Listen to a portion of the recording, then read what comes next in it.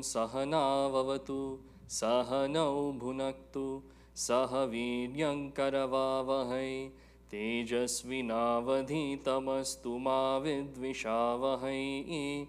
Om Shanti Shanti Shanti. Gurur Brahma Gurur Vishnu Gurur Devo Maheshwaraha Gurureva Param Brahma Tasmai Shri Gurave Namaha. Tasmai Shri Gurave Namaha. When it comes to any sadhana, moksha sadhana that's taken up, the ultimate goal is to separate myself from this ahankara that I think I am and understand this knowledge of what my true identity is. Every single process point in that entire scheme is only for this result. Whether it's what's recommended by Bhagavan Sri Ramana Maharshi Ji in Upadeshasara, Pujanam Japas Chintanam Kramat. From that most tangible layer of worship of a deity, of my loving choosing, in order to cleanse any kind of mala and impurity in my mind, that is a physical process done to hone in all my sense organs in that pure worship of the Lord. Japa, a little more subtle, more difficult to rein in that concentration than puja, but the concentration is in repetition of that name of Bhagavan and having that still my mind and calm my thoughts. Graduating from there into chintana or dhyana, where there are no words as an alambana, support. It simply is that ardent meditative capacity on that deity of my choosing. All of this is to build concentration of mind. For what purpose? To engage in this kind of deeper thinking where I can delve and take a deep dive into understanding what is that true identity. For that, if there's a restlessness of mind that I have to accomplish this, have to do that, Karma Yoga is given as that first step in order to get that restlessness out. Once that mind has been calm, purified without those strong likes and dislikes, I can really get into vichara. That's what's been detailed in a text like Panchadashi. Now in this Sakshi Chaitanya Viveka, where I step away and understand my identity as the witness of everything that goes on, there are levels in that understanding. First stage is to be this mind, seat of emotions, understanding that what sways me one way or the other is my sense organs in contact with the world of objects around me. From that layer, I can graduate to witnessing from the standpoint of the intellect, observing how these sense organs play on my mind, play on its emotions, and sway any kind of decision-making capability that I have. Ultimately, going to this layer of witnesshood, where I no longer see it as I am this jiva and there is this jagat that is my playground. Anything beyond or outside of this witness, anything this witness can illumine is not my identity because there is movement there. And so when we come to the 18th shloka today, we start off with a beautiful metaphor that's given. Grahantargata svalpaha gavakshadapato chalaha tatra haste nartyamane nrityati vatapo yatha. Imagine there's a streak of sunlight coming into a room. When you have your blinds open just so, 45-degree angle, 3 o'clock in the afternoon, you'll have these streaks of sunlight that come. If you were to put your hand up there, and you can move your hand against this light, it looks like the light is dancing. Same thing happens when you have a fan with a light bulb there and the fan goes around, like this one right here. It looks like that tube light is dancing from my perspective. We know essentially nothing is happening to this light at all. It's actually whatever conditioning there is that's giving it the appearance of movement. So what's the question that arises from looking at this type of metaphor?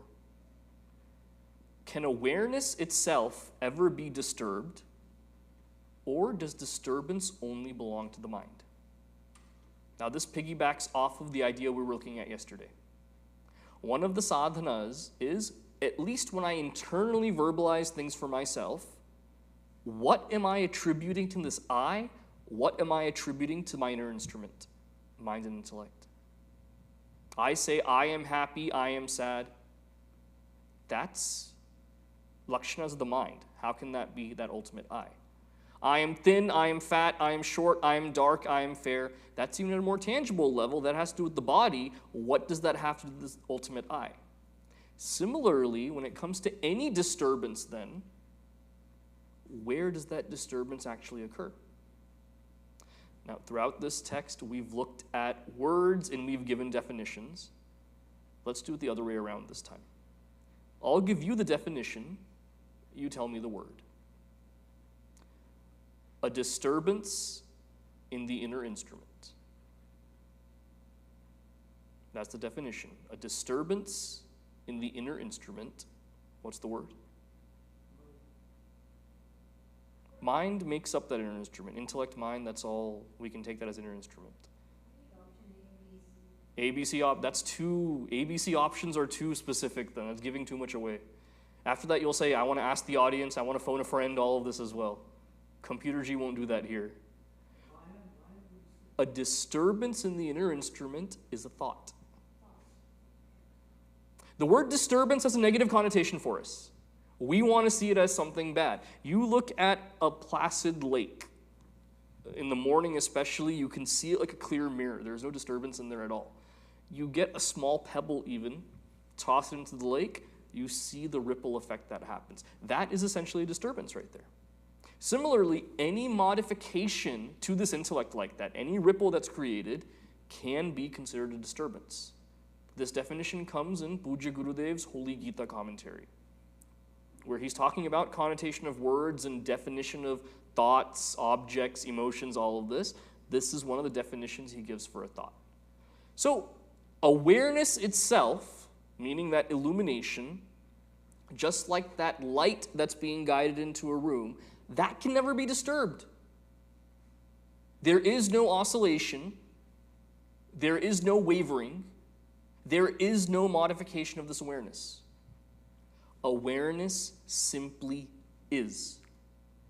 Even when I do not recognize it, that existence is the substratum of everything. We're on the topic of words, so let's go deeper into this. There's an idea that comes up in chapter 6 of Panchadashi, in this same vast text.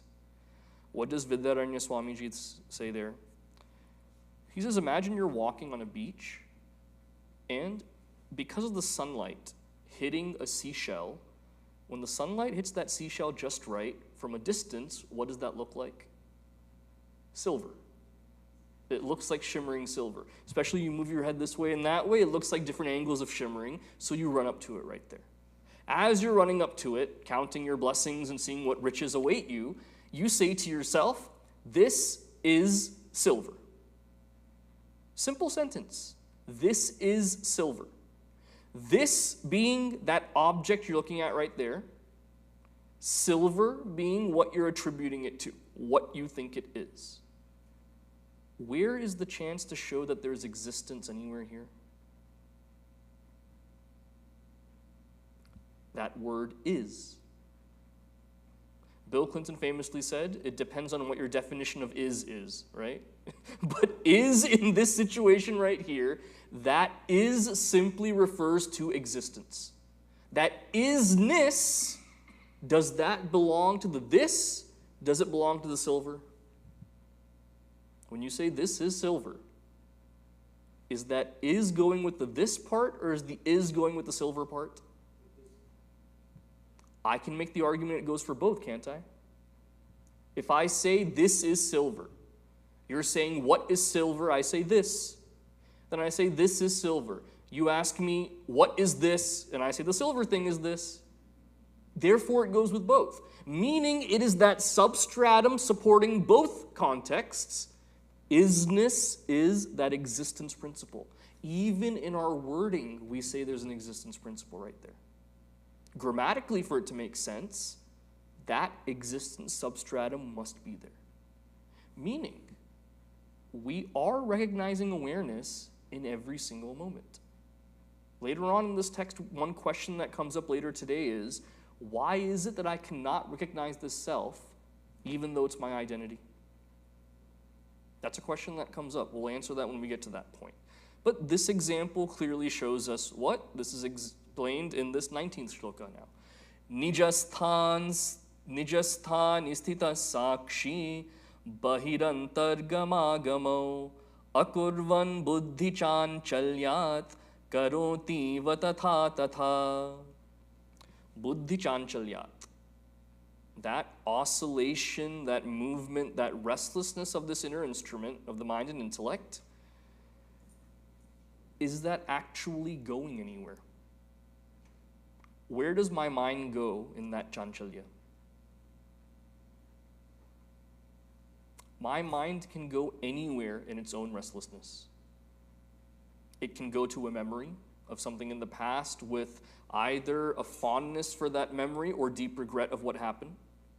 It can go to the future in terms of excitement about something that is to come or great anxiety for what's to happen in the future. The mind can go anywhere.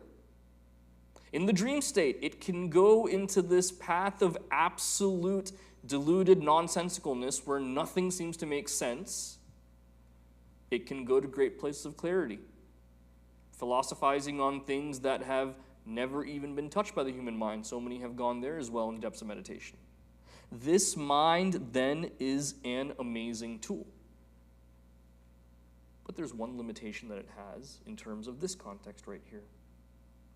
The question to ask about this shloka, where it comes to is this mind really fixed or not, where does it go, what is actually changing, is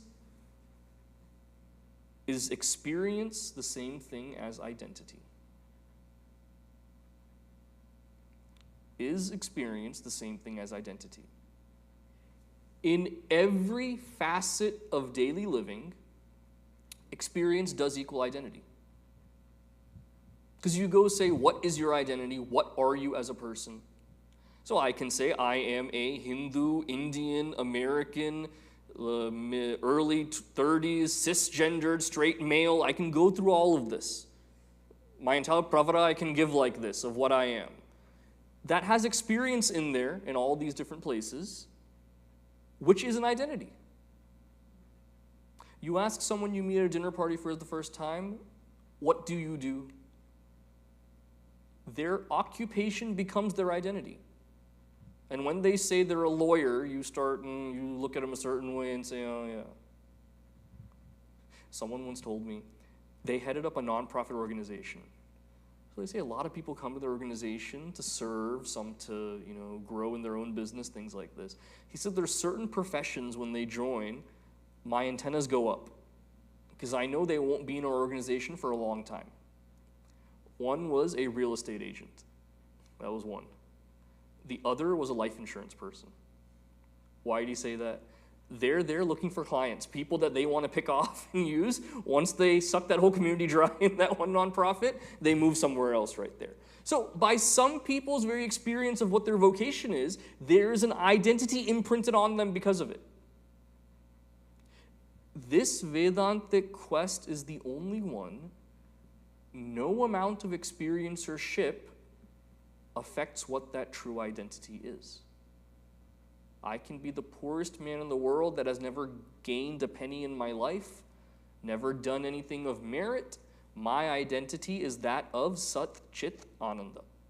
I can be the richest person in the world that has won wars and waged great conflicts and started big businesses and usurped people's lands and done everything. My true identity, Sat Chit Ananda. We are in this conditioning. The biggest conditioning and attachment we have to this ahankara is identity equals experiences. That's how an identity is formed. At the lower level of transactional interactions that happen, experiences do lead to an identity. These identities are necessary. One question that often comes up is, in this deepest knowledge, we see the highest knowledge say that there is no kind of guna or any kind of lakshana in anyone. Therefore, why does it even matter if we call ourselves Hindu or not? Whoa, time out. Back up a little bit here. It does matter. Those identities do matter. Because you look at this knowledge right here. What's being said about the witness? What is said about consciousness? About identity separate from experience? All of these different things. One trap we cannot fall into is, do not turn this knowledge into some kind of universal knowledge.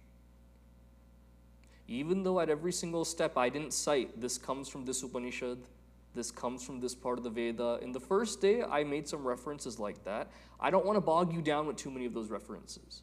Never forget, however, this knowledge is unique only to this religion, only to this philosophy.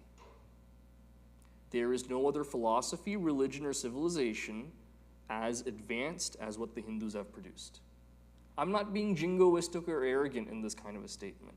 What I'm simply pointing at is it's very easy to say these truths exist everywhere, therefore it's universal. Every other religion is saying what we're saying. Clearly, this analysis shows that's not true. This is what the rishis came to in the deepest of their meditations. This is what our Purva Acharyas came to understand and comment upon. This is the knowledge we have with us now. This is completely unique to the Hindu domain. This is found nowhere else. In the language of the Shastra, we call this apurvata, specialty. In analyzing any kind of text, one of the first of the 6 limbs to look at is apurvata. What is special that we find in the Veda we do not find anywhere else? It is this deepest knowledge right here. With one of the tenets of that being, experience is not identity when it comes to that highest plane of consciousness. Now moving forward, what do we find?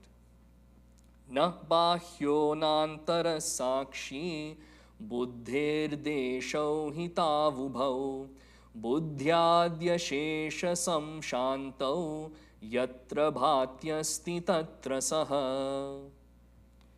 A repetition of what we've seen before in a different context. The first line of the shloka says, this Sakshi Chaitanya, witness consciousness, can neither be called external nor internal. That's something that we saw. This idea of space is only with reference to the mind. Just as we call this the assembly hall and that the lobby, it's the same space. You and I are the ones that put up walls here and said these are separate spaces for ease of transaction. But essentially, it's one space. And when the mind becomes fully tranquil, the witness shines where it shines. When the mind is fully calm, wherever that mind shines, that Sakshi shines. What is meant by that here? You look at, if I were to ask you, how do you know your mind is functioning? Perhaps you couldn't find something, so your mom yelled at you and said, you've lost your mind. How do you prove to me that you have a mind at that point? Having thoughts that are there. Because I'm able to witness that there are thoughts that are changing. I can say, I have this mind. Everyone else around me is wrong. My inner instrument is functioning, is what I can say very clearly. Imagine this mind calms down completely. Or what does it mean to even have a calm mind? It's not just lack of thoughts. Lack of thoughts can be accomplished in any kind of way, being in a drug haze. This is a question Gurudev got when he went to California in the 60s. They said everything you talk about the heights of meditation and not having a thought and everything, we can accomplish that with marijuana as well. What's so great about your philosophy? If you don't believe me, read Journey of a Master. It's clearly in there. And so his answer to them was, you are doing something to alter the chemistry of this mind, and therefore you're getting that state of thoughtlessness. I am talking about a natural calming of the mind to where what 3 things happen? The number of thoughts decreases. So the quantity of thoughts decreases. Quality of thoughts increases. No thoughts of vulgarity and self-pity and wallowing in that. None of these thoughts arise. The quality of thoughts increases. Third, there is a constant stream of thought I'm able to entertain. Thoughts are channelized in the right direction. So quantity of thoughts goes down, quality of thoughts goes up, and thoughts are channelized in a stream. Which one of these do I need to tackle first? Quantity, quality, or direction? If I am to tame this mind, 12th grade teachers know, quantity is the first one. You would say which one? Quality, okay. Just for fun, someone has to say direction of thoughts also. Let's put that one in there as well. That one feels left out. We have to say that one as well then. Direction, perfect. So that's the thing. Which one do we have to go for here? Now, when it comes to quality of thought, say, you ever played that game, Dance Dance Revolution? Where there'll be these different things flying at you, and through the dance, you have to touch all the things that come at you. It's one of those VR games. When that happens, on the easy level, there's fewer of those coming. As the game gets incrementally harder, there's more of them flying at you. You have to move around a lot more. Similarly, if this stream of thought that I have is like a gushing water that's coming in, there's no dam to stop it. Having to purify that water is nearly impossible. People throwing their trash in there, there's soda cups and everything flying through it, the fish are getting caught in it. You've seen this before, all of that happen. Unless you have a dam that stops that water and it goes to a small trickle, purifying it is nearly impossible to do. Which is why when someone approaches that seat of meditation, saying whether I want to take Bhagavan's name or deeper into that Jnanaa, simply trying to have divine thoughts, every other useless thought comes in at that time. Quantity then is that first thing to tackle and to bring down. Then comes any kind of raising of the quality, focusing on divinizing that mind, replacing those bad thoughts with good ones, and eventually getting to a point of concentration where I can have a single stream of thoughts that I can concentrate on. Now, how are thoughts divinized then after the number of thoughts is brought down? There's a beautiful essay by Pujya Gurudev. It comes in, as I believe, also in Pursuit of Happiness in that essay collection. It's called The Most Positive Sadhana, very short essay. In The Most Positive Sadhana, Gurudev says, there is no way that you cannot think about something.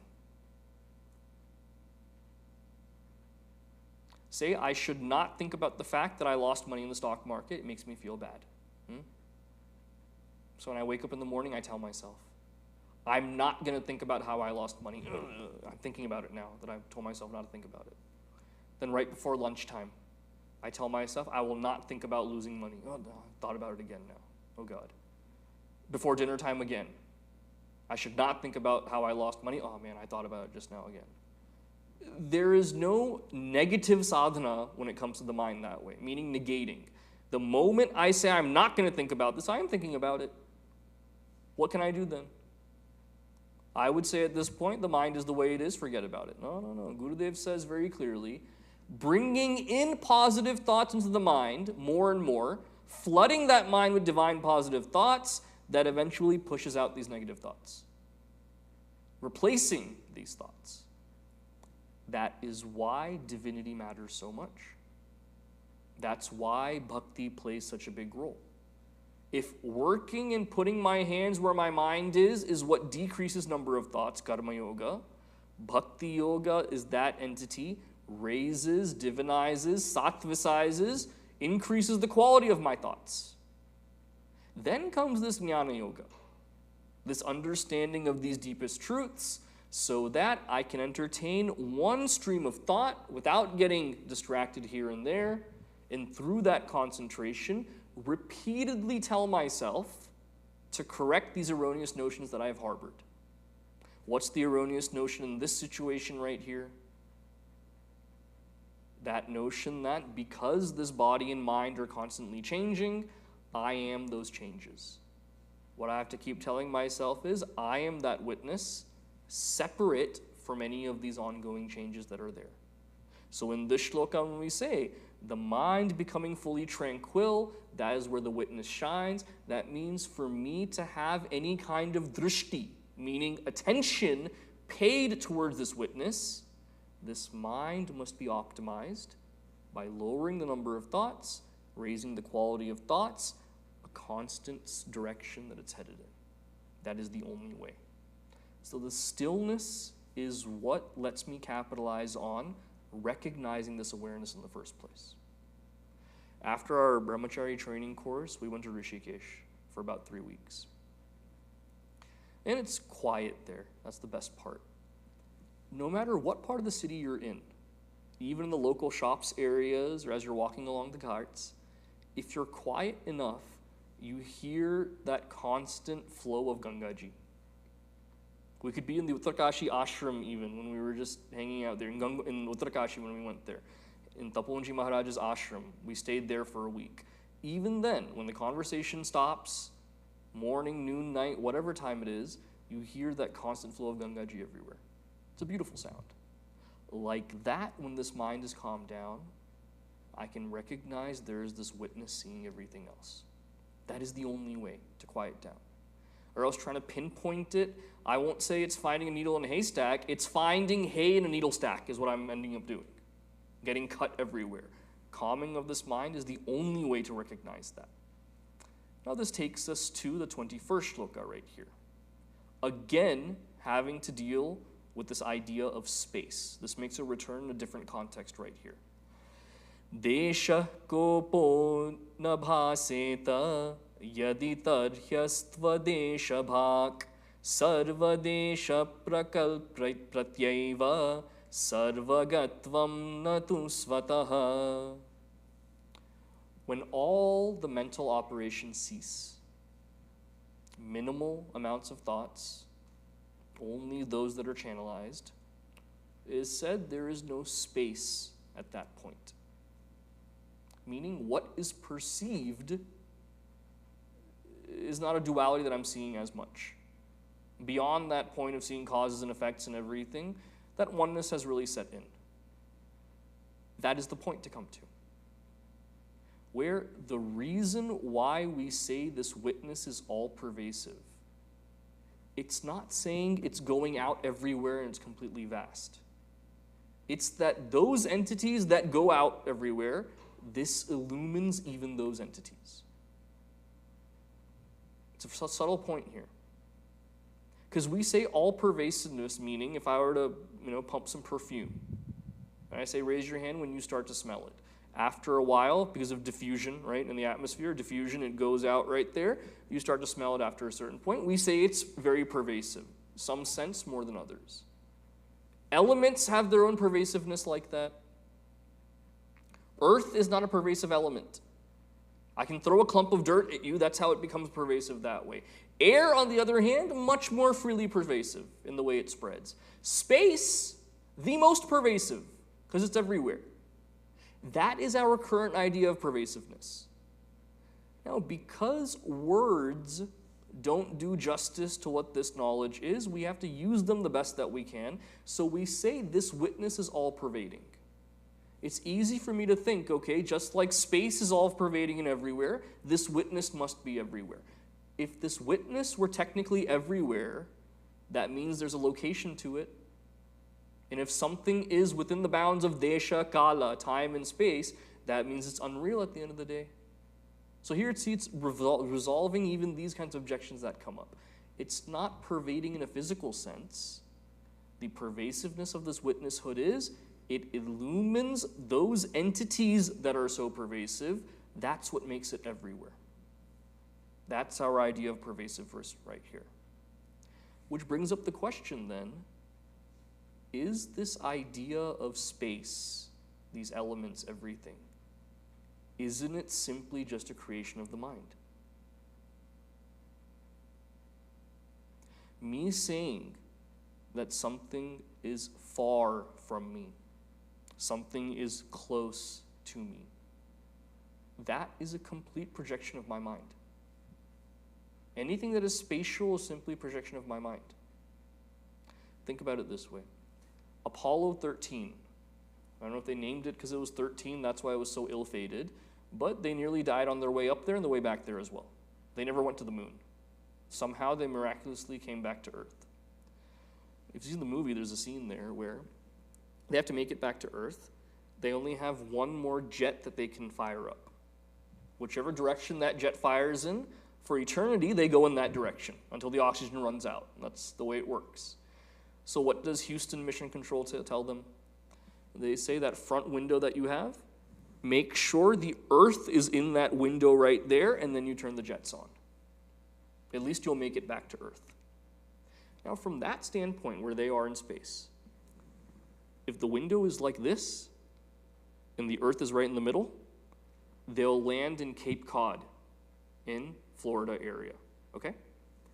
If the window changes like this, just half a centimeter, they'll end up somewhere in Thailand or somewhere like that. From that perspective, because they're so far away from the Earth, a small change like that means there's that much difference. That's half a centimeter. Here it means nothing like that. Meaning, spatial recognition and all of these things, that is a construct of the mind. Making different borders, making different areas, all of this is just what we do in the mind. The deeper meaning of this shloka right here is consciousness has no bheda associated with it. Bheda means any kind of difference. So me considering parts of the mind, this is inner, therefore it's in my mind. Everything outside is external. That's a construct that I'm making up right there. This idea that space is there and this witness is all pervasive through all of this, again, that's a construct that I'm making up. Anything with change, anything with divisions, that is simply a construct of the mind that has nothing to do with the witness. Just as me playing with my hand on that light doesn't do anything to that light, these changes do nothing to the witness as well. Going forward, another big question comes up in the next shloka. Similarly going on this idea of space. Antar bahirva sarvam va yam desham parikalpayet buddhistad deshaga sakshi tatha vastushu yojayet. Again, whatever space there is, internal, external, whatever the intellect imagines, it's all pervaded by that witness consciousness. Sure. Similarly, this witness consciousness is related to all other objects as well. Anything you can name, because you can name it with a form, is witnessed by this witness consciousness. It sees everything. Okay, Hari, we've seen that. Okay, what's a deeper question to look at here? Why is it that this witness is present in every experience, yet it's never an object at any point? Look at every other set that we've seen of a witness that is present in any experience. The eye sees the objects of the world. The mind sees the eye. Intellect sees the mind. We've seen these different pairs. In each of these, every single one of these four entities is involved in that experience right there. Because my eye was involved there, the next time I see it, there's a memory of it in the mind. The mind made some kind of deliberation on what it saw and cognized it. Intellect made some kind of conclusion based on that deliberation. It's experiencing at every point. To see something is to experience. How else do I remember anything? To see something is to experience. Here, however, we're saying that witness does not go through any experience. It's not the object. Show me one thing in this world you can say it exists without making it an object. Objectifying in the sense that you can give some kind of saying, pointing at it, this is this thing, like this is silver. This is an entity. There's not one thing in the world you cannot do that to. Even an idea, you could say, this is an idea, conceptualizing it. This witnessing is the only thing you cannot point to and say, this is an object right here. Which is why it's so hard to understand, which is why, essentially, it's beyond my grasp of understanding. Which brings us to this next shloka right here. Yadyadrupaya adikalpyeta buddhya tat prakashayan tasya bhavet sakshi svato vag buddhya gocharaha. Tasya bhavet sakshi. Tasya. As it witnesses things, the self illuminates everything. However, svataha vag buddhya gocharaha. Itself svataha vag buddhya gocharaha. Whether it's vak, speech, buddhi, intellect, agocharaha, it's away from all of this. Outside of the grasp of any kinds of words, of any kind of intellection. If something is self-evident, needing nothing else to show that exists, we should be able to recognize it so clearly, shouldn't we? The sun is self-luminous. Show me one person that's never been able to point out the sun when it's in the sky. We should be knowing it so clearly. However, this self, which is self-evident, mind and speech can never even go and touch it. How do you know it's really there? If we're saying something is your purest experience, you experience it at all times, this identity. I experience myself as Hari Chaitanya with this intellect, this mind, and this body. You're telling me the experiences of something else. How do I even know that's valid right there? Is this all a fool's mission that we're on right now? Believing in some entity that's real at least, even if it's false. Hey, look, some name and form is there, at least I can go after that. Here you're telling me to go after something that there is no even proof of. And when we say we want some proof of it, you say it's self-evident, self-luminous. I'm not feeling it at all. So give me an example that shows I am experiencing it, yet I don't know it. In chapter 1 of Panchadashi, this is my most favorite example in the entire text. Vidyaranya Swamiji gives a beautiful example to illustrate this point. Tradition in Dallas Bal Vihar is every week we have a class on stage. The kids tell us about what they do in class. The teachers, all the kids that are nice like me and listen to their teachers, they have to sing with mics. All those kids that are able to stand up for themselves, they sit in the back and don't have mics. And even when two kids sharing one mic, they'll push it towards you so you have to sing in the mic. There are all these politics that are there. I've been facing it since kindergarten. Where one of the roles is talking about what we do in class. Every year my classmates would force me to do it. Every year. So much so that became my life also. Now what I do here is talking about what we do in class pretty much, right? From a Vedantic standpoint. That's all I do now. They pushed me into that so much. Now, the way you know the parents, which I can tell without even looking at the side, I can tell how old the kids are that are on stage. How? If the parents out there have cameras and tripods and phones and everything like that, that means it's below 3rd grade or below. Okay? If it's middle school age, those parents that never usually come, they're there at that time. Recognizing them, no camera and all that stuff, they're beyond all of that. Gunatita, beyond those gunas of cameras and all this, but they're there at least. How do you know it's a high school class? The hall is almost empty at that time. There's no parents, nothing that come. Ex-teachers are there filming. The teachers are there saying, oh, we're on class this week. Those kinds of things happen with high school. That's how you know. Now they sing a bhajan. Every now and then,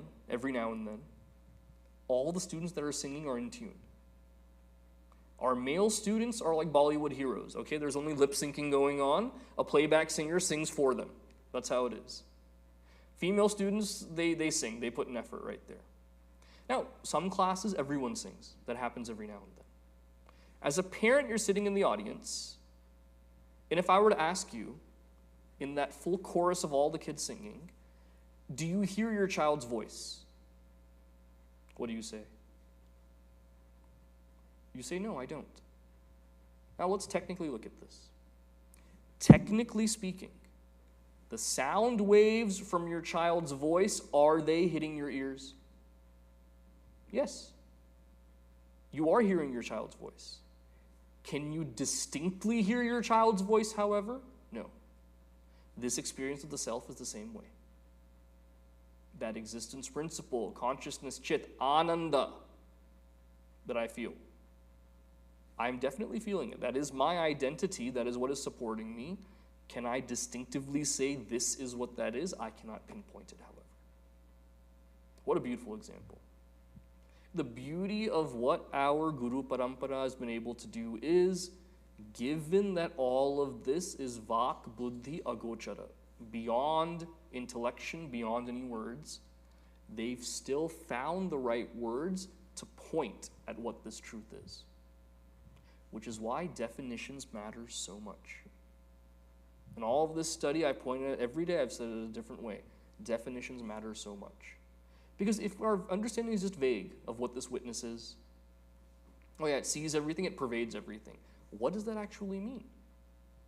Because one other disadvantage we find ourselves in is, because you and I are not so familiar with the Sanskritam language, we have to use English words within our Sanatana Dharma context. Which is why Swami Sarveshananji was so firm saying that we should not use the word soul when we refer to something like Atman. Atma is that substratum which is a witness to all three bodies, which is a witness to all three states of existence, which is a witness to the Panchakoshas, all of this. That's a true definition right there. When we say the word soul, drenched in its Abrahamic connotation, that's a completely different thing. Leads to confusion as well. Terms that we have, like if we say Svarga Naraka, what do you translate Svarga Naraka into? Heaven and hell.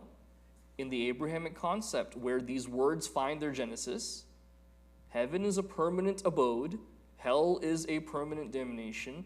Our ideas of our 14 worlds and different kinds of Naraka and Svarga, these are not permanent abodes at all. You are still a jiva in these places. These are nuances that fall away when our understanding of definitions is flimsy. Furthermore, we attribute English words on top of that. Our understanding flaws at that point. Which is why I admire several religions. In Islam, they don't use these English connotations at all.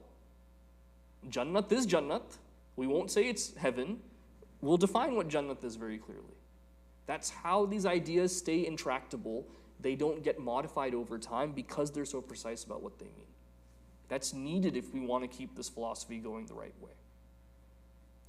One more question that comes up now. In every kind of knowledge that is ascertained, there is a triad. There is the knower, there is the known, the knowledge that is there.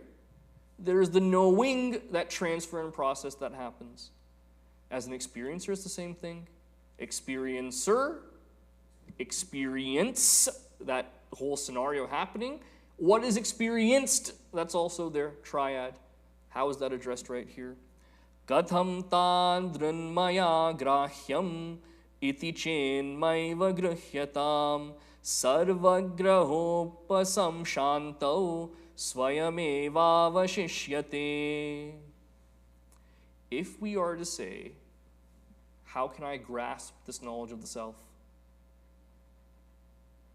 Any kind of knowledge you have, the sciences, mathematics, history, there is that grasping point that happens where you say, I understand this. I've gotten it now. I get this. Knowing of this self, however, there is no grasping like that. What is essentially that grasping? Dharana of knowledge. It is where I say, I am the knower, this is what is to be known, the knowing has happened. Fulfillment of that triad is knowing that knowledge. Here, knowledge of this self, which is that supreme substratum, knowing that knowledge, what's the ramification of that? It's that this idea of a knower and a known that dissolves completely. There is no more this entity that knows because there is no more intellect at that point. I don't identify with that intellect, therefore this triad falls away. This is tied into another question that comes up often. It's said that we should not have desires, But then when it comes to qualifications of a person, mumukshutvam is given as a qualification, yearning, desire for liberation. Doesn't that mean desiring liberation is a desire itself? Isn't it wrong because we say there should be no desires? This question comes up time and again. What's the answer to that right there? How are we defining desire? Desire is defined as that thing by which I get, it bloats this ego, this ahankara.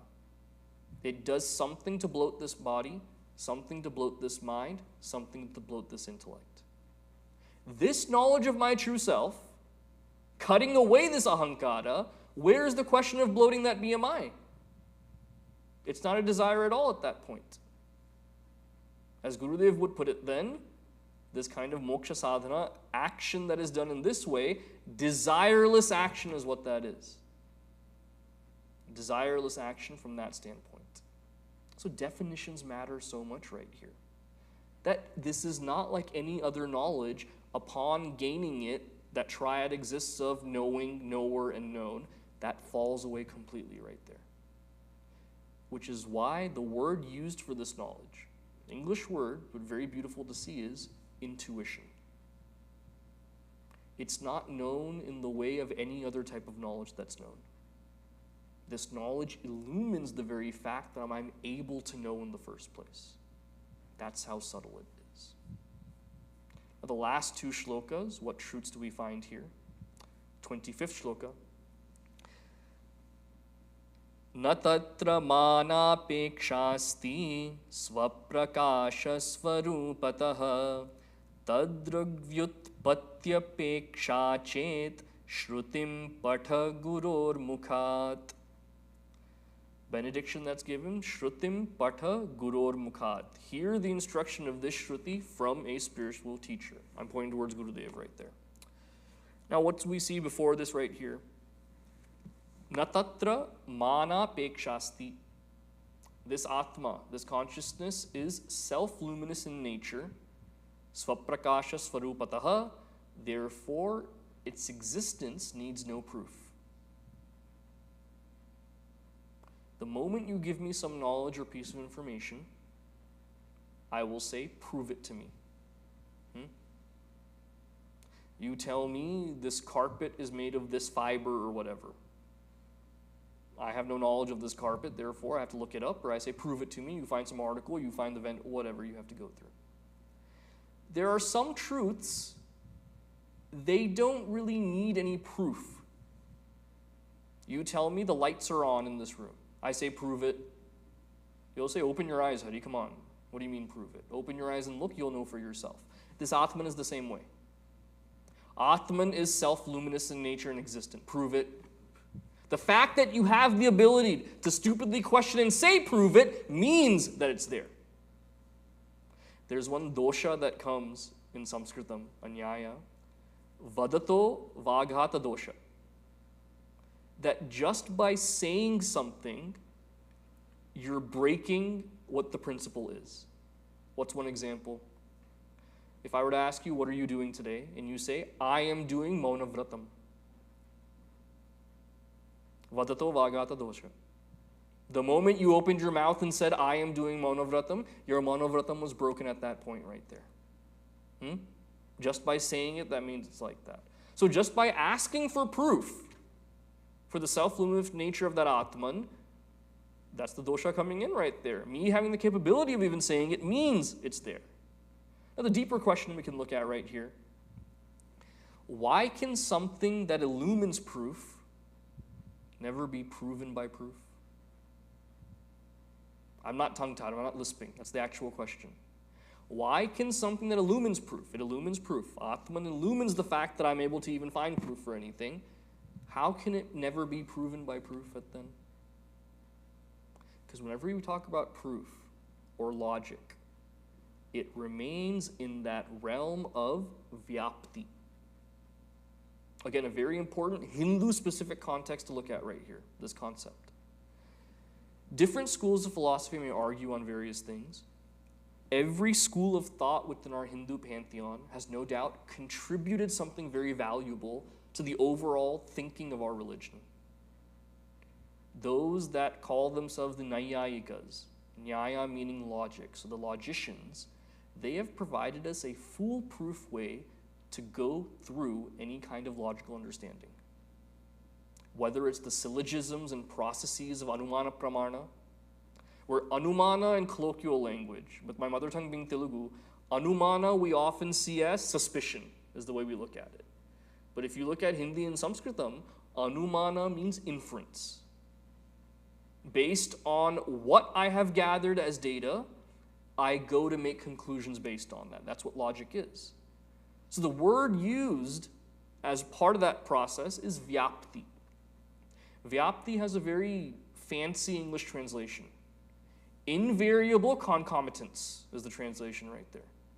Now, I still don't know what that means, invariable concomitance, but what that essentially means is if A and B go together, wherever A is, B must be there. Like fire and smoke. Classic example, you're driving by a mountain, other side of the mountain you see smoke billowing out from the other side. You don't see a fire, but based on your experience in life, wherever there is smoke, there has always been fire, whether in your kitchen, whether in a campfire, whether in a fireplace. Therefore, there is smoke coming out of that mountain, there is fire there even if I can't see it. Anumana Pramana in a nutshell. Vyapti is that wherever there is fire, there is smoke. Similarly, when it comes to this Atma, looking at this Nyaya style of logic and proof, is there any way we can prove that Atma, however? There really is no way. I can prove through logic I'm not this body, I'm not this mind, I'm not this intellect. I can do that. We did it the second day. We went through this idea of the Panchakosha. We went through Avasthatraya Viveka. We went through all these different frameworks. Proving that I am this Atma, of this nature of self-lumosity, that is not a logical endeavor that can be achieved, which is why Shraddha is needed. Shraddha in Guru Vakya, Shraddha in the words of the Shastra. That's where the Nyayikas fall short. Logic does not prove this, which is why whenever teachers go through this process, one of our favorite topics in high school is science versus religion. And as Hindus, we feel so tickled and excited when we see that, oh, that God particle they're looking at right now, which they can't define, they're seeing that as our idea of God, this and that. Science and religion, especially in the Vedantic sense, are at two different places always. Science is predicated on that which is quantifiable. It can be measured, it can be weighed, it can be looked at in different ways like that. This Atma cannot be seen that way. No matter how much science so-called progresses, there is no way it touches this knowledge of what the substratum is. It's impossible. Or else our rishis would have said there is a logical way to get there. Logic stops at a certain point. So this illumines the transfer of knowledge. Proof is given by this fact that Atma is there to solve every other issue. Saying that I am that consciousness itself, though, that is not something that can be come to by any scientific means, not by any logical means. Shraddha is needed at that point. And then finally, the final shloka that we come to. Yadi sarvagrahatyagaha sa shakyastarhi dhiyam vraja sharanam tadadhinontaha bahirvaishonubhuyatam. Focusing and reflecting on this intellect, renouncing all the perceptible duality, anything that I can see, anything that I can hear, anything I can taste, touch, smell, none of this is the reality. First Siddhanta to tackle. From that point, reflecting on this intellect and seeing, okay, if all of that is unreal, what is real about this intellect? Coming to the understanding that's not real either because it's constantly morphing, that witness consciousness. witnessing everything, that is the only thing remaining. That is the only thing that is real, irrefutable. So the question arises, final question for us to ponder. How does observing the mind, rather than trying to stop it, reveal the witness? How does observing the mind, rather than trying to stop it, reveal the witness? The very first day, what was one of the sadhanas that we gave? The first sadhana. First sadhana was simply observe thoughts as they go through the mind. The sadhana was not try to stop all the thoughts that come and make your mind in suspension where there's no thoughts. For this inquiry to happen the right way, the thoughts have to be there. The mind has to function as it usually does, all the while understanding any of these thoughts that lead to an experience, that lead to some kind of identity, that is not me. Let me observe all of these and step away from it. So this sadhana does not require me to change my mind in any way. Simply requires me to shift my focus, not to get bogged down by what's happening and going with those thoughts, stepping away from them, simply seeing what they're doing. That's the entire point of this text. That's the main sadhana that's given, is to understand myself as that witness, seeing all of these happenings. And for that to happen, we gave various sadhanas. The first one being, let thoughts go by, simply acknowledge the thought and let it go. No need to attach to it. Second sadhana was stopping that mental commentary that goes on everything. First, stop it verbally for the sake of others. For the sake of myself, stop it mentally as well. Next thought need not come, as Gurudev would say. Third sadhana we went through yesterday. Even verbally, when I have these thoughts of I am happy, I am sad, attribute the right lakshanas in the right places.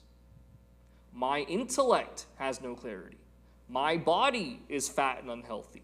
My mind is disgruntled and restless. Put these things where they have to go. I is something beautiful reserved only for that witness consciousness. Just like you wouldn't call your parents, some people call their parents tum, what am I saying? Just like you wouldn't call your teacher tum, only aap is what you call them, in the same way, I is only referred to that consciousness. Everything else is at this lower level of mind, intellect, body. Those are the other lakshanas. And finally, final sadhana is do a deeper study of all of this so that we're coming up with questions. Panchadashi, the commentary, is by Pujya Guruji Swami Tejomayananji in our mission. The book that we have, his commentary is for chapter 5, chapter 10, chapter 15. 3 of the most poignant chapters in the text. He has another commentary on chapter 7 of Panchadashi. That's my most favorite text in the whole world. That's 298 shlokas he has a commentary on. And he also has a commentary on chapter 1 of Panchadashi. So each chapter of this grantha gives us a new framework and way of thinking. And it's not always pleasant. It's understandable. You have less people coming to this kind of lecture than some Pauranic Itihasic thing. Of course it'll be that way. Sitting through a Bhagavad Saptaha is infinitely more fun than this. I find it more fun as well. But these deeper questions, if not in a satsang environment, would we ever ask ourselves these questions? If not forced to confront these questions in our mind through these kinds of texts and commentaries, when would we ask ourselves this? These are the questions that make us delve deeper into this knowledge. This is what ultimately takes us to what our goal is. That's all. So with that, thank you for your attention, and we conclude this Jnana Yagna. Om Purnamadav Purnamidam Purnat Purnamudachyate Purnasya Purnamadaya Purnameva Vashishyate Om Shanti Shanti Shantihi Harihi Om Shri Gurubhyo Namaha Harihi Om. We have prasada available. Any questions that we have? Let's go through for a little bit. I'm sorry. Yes. Please go ahead. Yes. Yes. You can just say, go watch the video. Yeah. So the Sat Chit Ananda, right?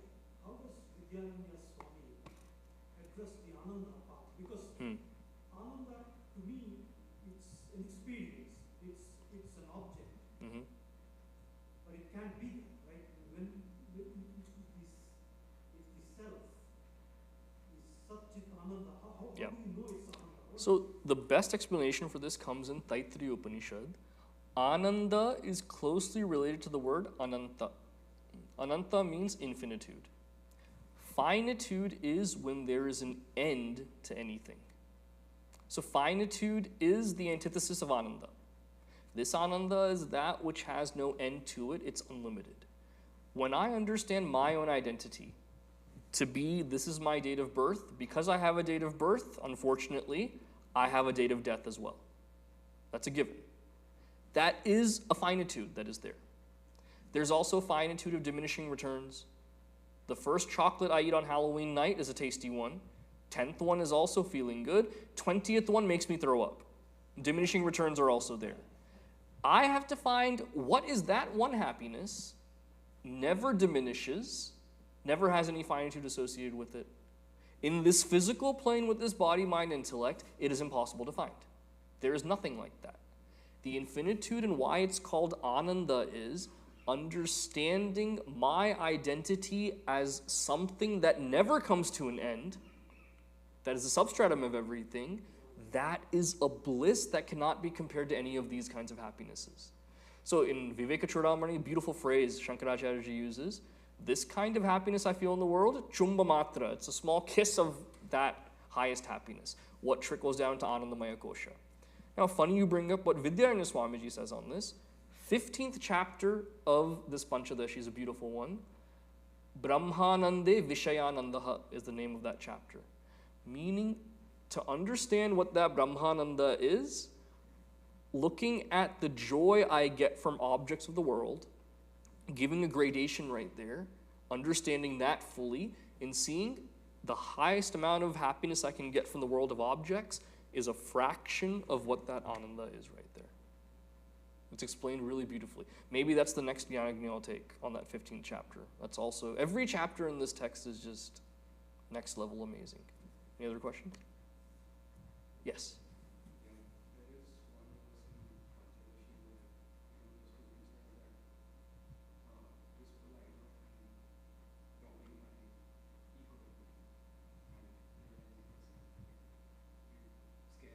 Mm.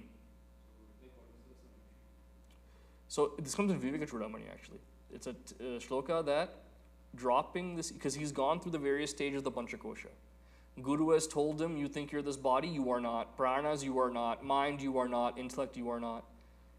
Difference between me and that student is, when I go through this, I read it intellectually and say, haha, sounds good, sounds good. He believed it fully.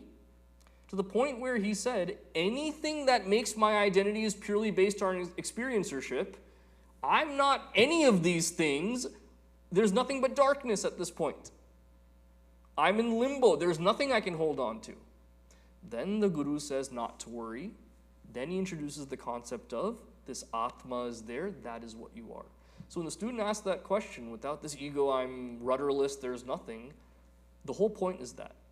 Once you pull every single layer off completely, whatever remains, that is that true identity. All right then. Shanti, shanti, shanti. So we have prasada for everyone. No need for namaskar, just take. And then if you would like to offer, this is a tradition we follow at the end of every Jnana Yagna. If you would like to offer any Guru Dakshina, we have envelopes available for you as well.